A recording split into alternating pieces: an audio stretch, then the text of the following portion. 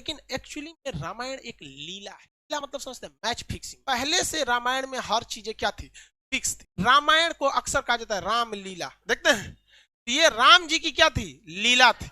राम जी की क्या थी, लीला। अगर आप इसके छोटे से छोटे चीजों को अगर आप समझेंगे, कोई भी चीज को अगर समझेंगे, छोटे से छोटे चीज को, तो आज के जीवन में आपको बहुत सारी चीजें सीखने को मिले। राजा दशरथ जी की मृत्यु का कारण भी बने थे राम जी का वनवास। कौन बर्दाश्त करेगा वहां पे राम जी का। लक्ष्मण जी को तो वनवास नहीं था, वो तो साथ में चले गए थे, भाई के स्नेह में चले गए थे कि नहीं। तो ये आप इसका ध्यान रखें, ये क्या चीज था, ये आने वाले कलयुग के लोगों को दिखाने के लिए एक प्रेरणा की स्रोत थी। जब लक्ष्मण जी हिरण को ढूंढने गए थे, वो एक क्या किए थे, लक्ष्मण रेखा खींचे थे और सीता जी से क्या कहते कि सीता जी आप इसके बाहर नहीं जाइए। सीता जी कभी नहीं जाती उसके बाहर, कभी नहीं जाती।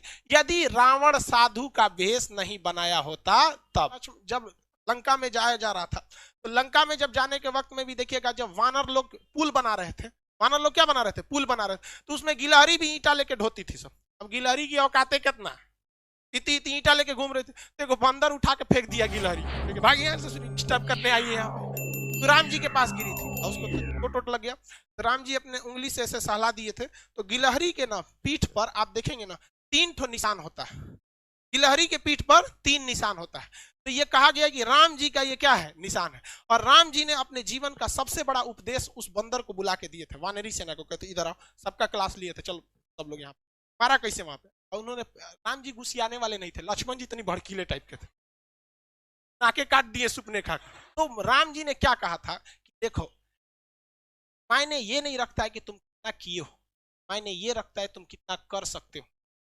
बंदर लोग जो है वानरी सेना, तुम्हारी क्षमता ज्यादा है, तुम बड़े बड़े पत्थर को उठा सकते हो, लेकिन गिलहरी ने उतना बड़ा पत्थर उठाया जितनी इसकी औकात थी। इसलिए अगर कामयाब होना चाहते हो तो ये मत सोचना आज के समय में कि तुमने कितना पढ़ाई किया, बल्कि अपने आप से पूछना कि आज हम कितना पढ़ सकते थे। समझ में गया। इसलिए हम आज भी इस गिलहरी को अपने पास रखते हैं।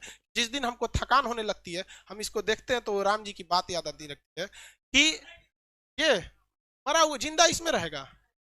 हमको आज भी जब भी थकान होती है तो हम इसको देखते हैं, याद आती है कि जिंदगी में ये मत सोचना तुमने कितना किया, सोचना कि तुम कितना कर सकते थे। आपने देखा कि लक्ष्मण जी को क्या लग गया था, तीर लग गया था, और शक्ति बाण के नाम से वो तीर था, बहुत खतरनाक, उसमें मंत्र वगैरह था। पहले के समय में तीर खतरनाक नहीं थे, मंत्र खतरनाक थे।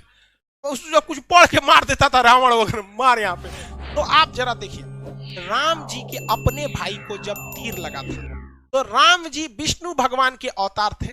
एक बार राम जी उस तीर लगे हुए जगह पे हाथ रख देते तो क्या वो जख्म सही नहीं हो जाता, हो जाता कि नहीं। लेकिन राम जी तो भैया ठहरे भगवान, उन्हें पता था कि आने वाले कलयुग में बहुत सारे ऐसे तांत्रिक घूमने लगेंगे जो कहेंगे कि मर्यादा पुरुषोत्तम राम ने जो मंत्र पढ़ा था, मैं उसी मंत्र को पढ़ के आपके AK-47 का गोली लगाए साफ कर देंगे, बिच्छी काटा है साफ कर देंगे, सांप काटा है साफ कर देंगे। इसलिए राम जी अपने भाई को तड़पते हुए छोड़े और कहें हनुमान जी को कि जाइए आप हिमालय से संजीवनी बूटी लाइए, जो हनुमान जी को दिखाता है कि यदि समय रहते अगर आप मेडिकल सुविधा ला सकते हैं। आज के समय में अगर आप देखेंगे, मजाक में सेंस में ना लेंगे तो आज के समय में वो एम्बुलेंस को दर्शाता है। आप इसे मजाक के सेंस में ना लेंगे तो आज के समय में एम्बुलेंस को दर्शाता है और मेडिकल दवाओं को दिखाता है कि अगर आपको कोई तकलीफ है तो आप तुरंत जाइए डॉक्टर के पास, देर मत कीजिए और दवाइयां लाइए। वरना राम जी को क्या, आपको क्या लगता था राम जी के पास शक्ति ना है, अरे भाई साहब बड़का बड़का लीला करके यहाँ पे जो दिखाता है। लेकिन आज के समय में हम लोग, क्योंकि भारत अंग्रेजों को पता था कि भारतीयों का शास्त्र में ऐसा चीज है कि अगर ये ससुरा पूरा अच्छा से जान जाएगा सब ना, तो हमारे इंग्लैंड को पीछे छोड़ के चल जाएगा। लेकिन उन्होंने इस चीज को दबा दिया, रामायण को केवल किताब रख दिया, ना कि उसे केस स्टडी में बता दिया। जबकि हार्वर्ड ऑक्सफोर्ड जैसी यूनिवर्सिटी में ये सब चीजों को केस स्टडी पे पढ़ाया जाता है कि देखो राम जी ने क्यों नहीं उस चीज को सही किया, क्योंकि इसका 800 साल 200 साल 1000 साल बाद क्या असर पड़ेगा। उस ससुरे हमरे किताब पढ़ के आगे बढ़ गए सब, हम लोग को थरिया थमा दिया, तू रामायण पे लड़, तुम महाभारत पे लड़, हम हिंदू तुम मुसलमान, तुम सिख तुम ईसाई। लेकिन आज भी हम लोग नहीं समझते इस चीज को, आज भी आप लोग समझिए इस चीज को। और दूसरा देखिए, आप आगे हर चीज को अगर आप देखेंगे, बहुत सारा चीज का रामायण महाभारत उसमें देखेंगे आप, रावण मारा गया क्यों, अपने भाई को क्या किया था, बता दिया था। जबकि रावण नहीं मारा जाता अगर वो अपने भाई को नहीं बताता कि मेरी नाभि में अमृत। इसलिए ये क्या दर्शाता है, ये यही दर्शाता है कि अगर आप किसी राज को चाहते हैं छुपा लेना, इसका सबसे अच्छा तरीका है कि किसी को न बताएं। राम जी बड़ा बड़ा लंका जलाया गया, ये हुआ, सारा चीज। लेकिन जब वनवास काट के जब वो घर आए, तो घर पे आए तो सबको पता है कि सीता जी 83 दिन तक लंका में थी।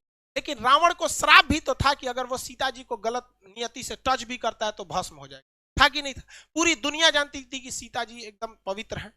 लेकिन जब वो अयोध्या पहुंची तो राम जी के लोगों ने सवाल उठा दिया कि सीता जी को अग्नि परीक्षा देनी पड़ी। सवाल उठाया गया था कि नहीं उठाया? तो राम जी कभी नहीं चाहते थे कि वो अपनी पत्नी को, जगत जननी माँ सीता को, वो अग्नि परीक्षा में बैठाएं। लेकिन समाज में आकर उन्होंने कहा कि 90% लोग को विश्वास है कि सीता जी क्या है, एकदम पवित्र है। इवन कि अशोक वाटिका में रावण रखा था तो उसके अंदर भी बहुत ज्यादा इंसानियत है। और कहा भी, मतलब एक रावण के, बहुत से लोग रावण की इंसानियत को भी कहते हैं और कहते भी है कि सीता जी को पवित्र लौटाया गया था। तो ये राम जी की मर्यादा, राम जी की बहादुरी तो थी ही, लेकिन इससे कहीं ज्यादा रावण की इंसानियत भी थी। और जो दशहरा के दिन रावण को जलाते हैं तो एक कोटेशन आता है, ये रावण भी बोलता है, मुझे आग लगाने वालों जरा ये बताओ इस भीड़ में राम कौन है। लेकिन हम लोग दशहरे में उस रावण को जलाते हैं। हकीकत देखिएगा तो उससे नीच और आदमी आज हम लोग बन के बैठे। हम लोग से कहीं ज्यादा इंसानियत उस रावण में था उस वक्त में।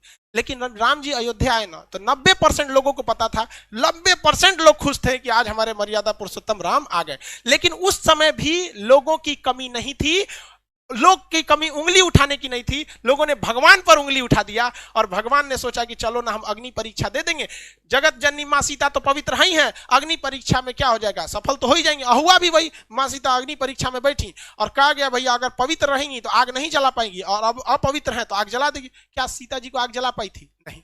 लेकिन हुआ क्या उसके बाद, जब सीता जी आई तो रो दी। दुनिया से मतलब नहीं था, ये राम जी आपसे मतलब था। राम जी आपने ही जब हम पे कह दिया अग्नि परीक्षा के लिए तो ये दुनिया मेरे किसी काम के नहीं। वो धरती माँ से जन्मी थी और धरती माँ में समा गई, जो क्या दर्शाता है कि जीवन में आप कितने भी बढ़ जाइएगा लोग आप पे उंगलियां जरूर उठाएंगे। जब राम जी को नहीं छोड़ा लोगों ने उंगली उठाने में तो हमारी और आपकी क्या औकात है। और ये यही बताता है कि राम जी अगर उन 10% लोगों को डांट देते ना, चल भाग यहां से, तो माँ सीता को अग्नि परीक्षा नहीं देनी होती। लव और कुश को छोड़कर माँ सीता कभी नहीं जाती, बचपन में बेचारे रोते रह गए। इसलिए अगर 2 कौड़ी के लोगों को अगर खुश करने के चक्कर में रहेंगे तो आपका अपना जीवन बर्बाद हो जाएगा। राम जी का पूरा परिवार बर्बाद कर दिया इन 2 कौड़ी के लोगों ने यहाँ पर। तो रामायण क्या है, एक तरह की लीला है जो बताता है भाई साहब आप सबको संतुष्ट नहीं कर सकते।